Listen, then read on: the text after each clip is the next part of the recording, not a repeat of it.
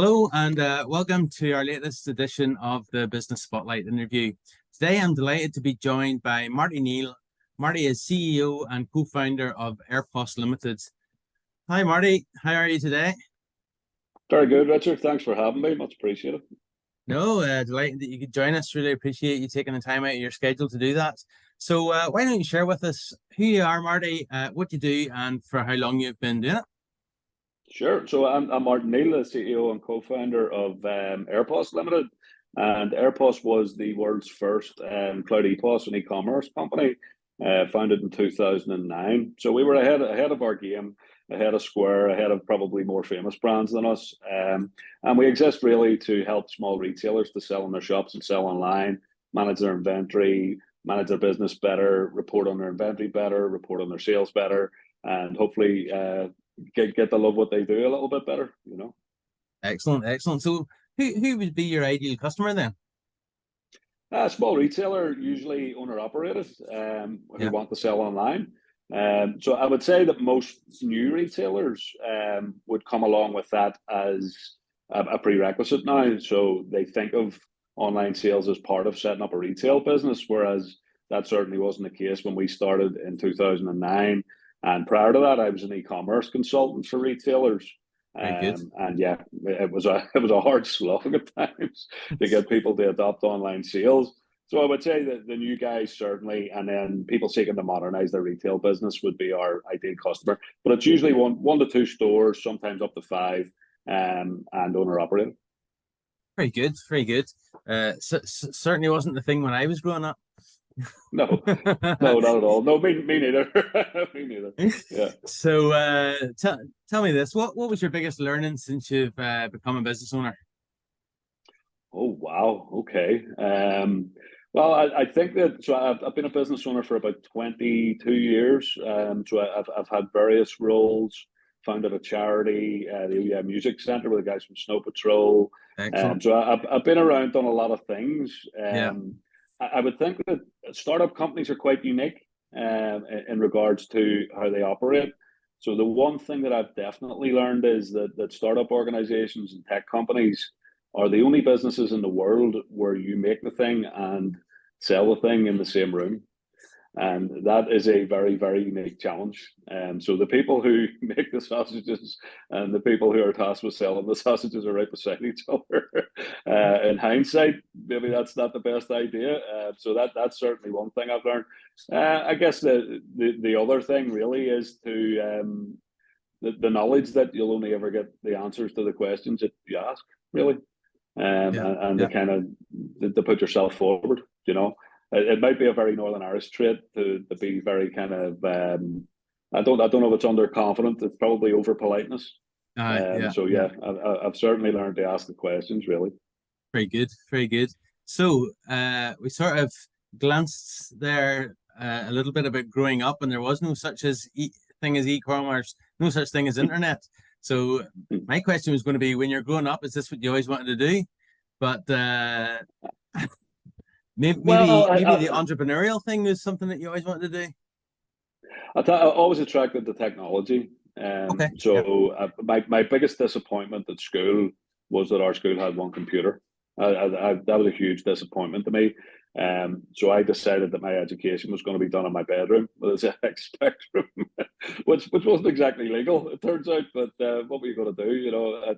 I decided that computers were the way forward as a teenager, for Very sure. good. Very good. Yeah, so I guess I always geared towards that. I had a spell as a music journalist. I worked for a record label, but always in the background was trying to push forward. So I suggested to my boss in the record label, for example, that we should give away all our music after Napster launched, and promptly got myself fired. Pretty much. So yeah, I think I've always been attracted to wildly innovative technical solutions to things. Let's just call it. And Very good. yeah, so I'm very comfortable with where I am for sure. Yeah. Yeah, well, I guess my kids now have more power in their phone than a ZX Spectrum would have had. But at Oh least yeah. you had one. When I was at that sort of age, some of my friends had the ZX Spectrum. I got the BMX, and it was out Uh, into the fresh air, please. No sitting at well, the computer. Not so bad, not so bad. I spent a very long time in dark rooms tapping away at code. Yeah, yeah, so yeah, yeah. the BMX was probably a better idea in many ways. So, who inspires you in business, Marty? And there's a few folk for sure. I'm very taken with Steve Blank, who would have been the AOL founder. No, he's not well known. He's not a Steve Jobs, but I keep getting little philosophies that pop up, and they generally come from him. I think Paul Graham, a great thinker as well, who moved to England a few years back, having founded Y Combinator and a few other things. So yeah, I think guys that have really pressed forward Yeah, in terms of technology adoption, in terms of how startup companies operate in particular. So the guys riding the crest of the wave, really. And also my friend and mentor in Silicon Valley, David Kirk, who's had a profound impact on my life as a mentor, originally from Belfast, and a hugely successful tech executive, and very, very much someone who puts it forward. excellent, excellent. So, do you have any favorite quotes or sayings? Yeah, I don't think it's a real one, but Maybe it's it's one you certainly come up with. attributed to him. No, it's certainly attributed to him, but everyone has a great plan until they get punched in the face. Mike Tyson. Yeah, It takes great focus to see what's right in front of you, which I'm not quite sure who that's attributed to. yeah, But yeah, I'll give David one then. So his great question is, do you want to win or do you want to be right? Which I've asked many entrepreneurs over the years, and mm, it stumps every one of them. So yeah, yeah, very there's a good. few for sure. No, that's great. I'm sure the community that watch these will be interested to hear those ones. So, earlier I said what was your biggest learning as a business owner, but what have you learned most about yourself during this journey? I think you have to become. I think leadership's extraordinarily difficult, Mm. and you have to learn to put yourself second for sure, if not last. I mean, the famous saying is that leader eats last. I think when you're dealing with people and you're responsible for their success and in many ways their well-being, you really have to be a rounded individual. So for me, Yeah, you had to lose your bad temper for one. You couldn't have that. You have to be patient with people. You have to be willing to accept failure and help people along. yeah, So I think becoming someone comfortable in a leadership role was certainly a huge challenge, and I yeah. think it's probably a huge challenge for anyone. And I had to really do a lot of work on me, Excellent. to feel like, well, certainly to feel like I was capable of doing that, Yeah, and then later to feel like you could actually do it effectively. yeah, yeah. Well, you'd probably be the only person, very, very unique, to be a Northern Ireland man, a young Northern Ireland man with a bad temper. I don't know where you would find another one of those.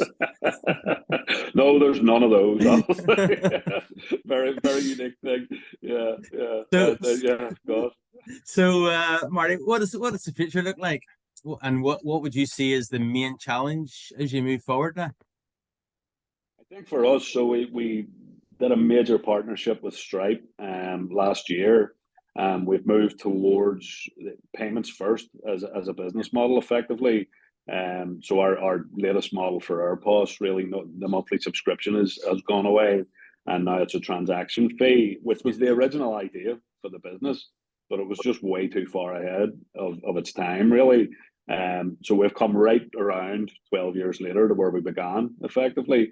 And so, yeah, the future for me certainly looks like, and I think possibly for all software, it's payment facilitation rather than monthly subscriptions and recurring fees and various other things. I really do think that the banks' traditional businesses are going to be opened up mm, into more innovative companies, and yes, we're seeing this already with the challenger banks.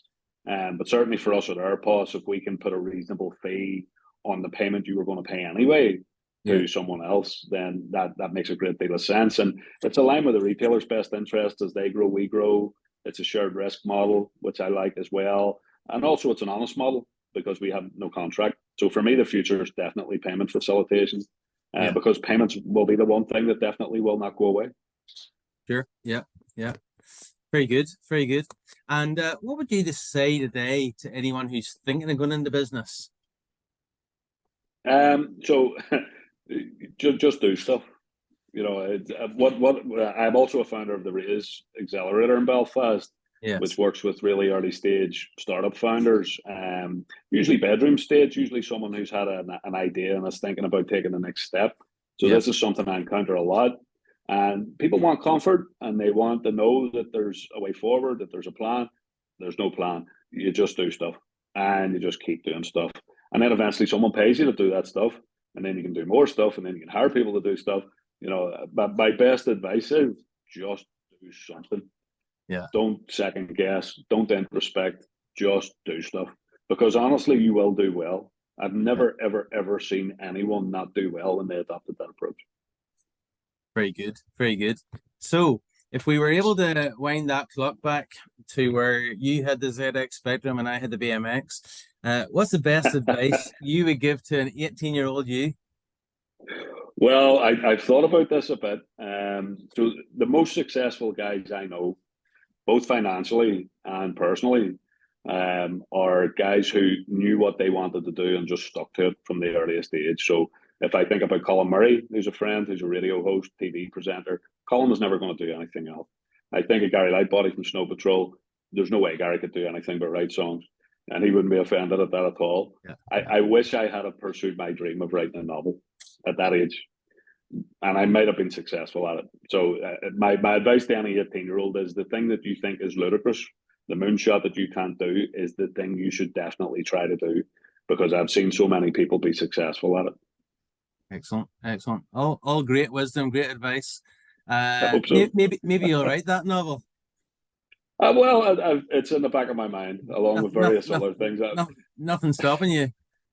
No, we just opened Belfast's first retro arcade as well at Base Arcade, so we're doing excellent. Probably maybe too many plates spinning at this point, but yeah, it'll happen someday. That's the retirement project, probably. Excellent, great. Well, look, Marty, really appreciate you joining us today. Thank you for so many wonderful insights, comments, quips, and a wee bit of Northern Ireland crack, as we would say. Always, Steve. Always. Always. Appreciate it. Thanks very much. Appreciate it.